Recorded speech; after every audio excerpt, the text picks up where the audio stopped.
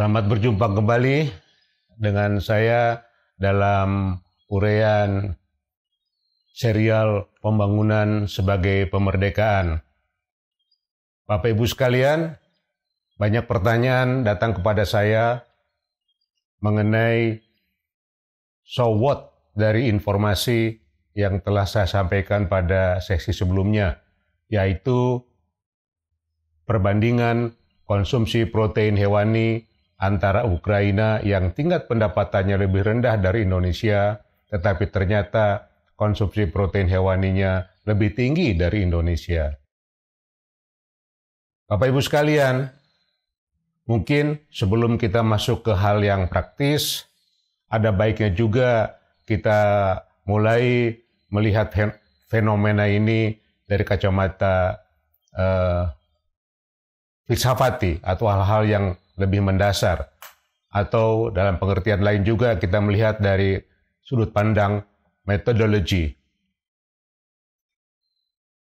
Bapak sekalian, bahwa kalau kita ambil hikmah atau makna dari kasus Ukraina, kurang lebihnya mereka punya preferensi yang dinamakan lexicographic preference, yaitu ada urutan prioritas. Nah, dengan pemahaman itulah maka mereka mementingkan konsumsi protein terlebih dahulu relatif terhadap konsumsi jenis makanan lainnya atau pengeluaran-pengeluaran lainnya. Mengapa dia sampai masuk ke situ? Karena berdasarkan teori leksikografik atau urutan prioritas, tersaringlah pengeluaran atau budget rumah tangga sesuai dengan prioritas tersebut.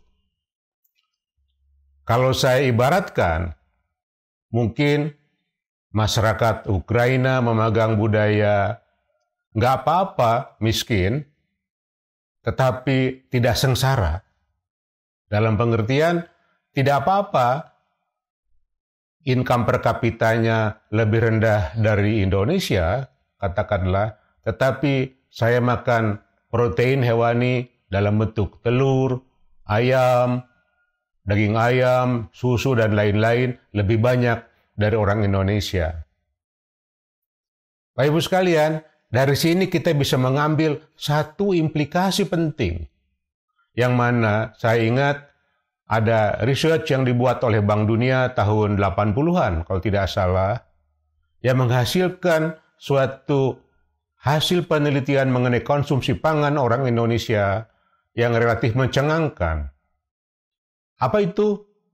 Yaitu kualitas konsumsi pangan orang Indonesia tidak terkait kuat dengan tingkat pendidikan dan tingkat pendapatan.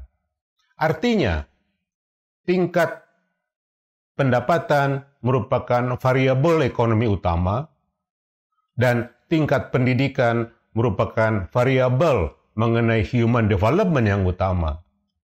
Sekarang, apabila masih terjadi bahwa pola konsumsi pangan orang Indonesia katakanlah tidak terkait langsung dengan tingkat pendidikan dan tingkat pendapatan, maka kita harus berani dan ikhlas mereview kembali mengapa tingkat pendidikan dan tingkat pendapatan tidak berpengaruh terhadap mutu konsumsi pangan masyarakat Indonesia. Sebelum kita masuk ke hal-hal yang lebih teknikal lagi, Bapak Ibu sekalian, kalau dari kacamata ekonomi sumber daya alam, kita menyaksikan bahwa udara yang paling dasar untuk kehidupan kita, harga pasarnya nol.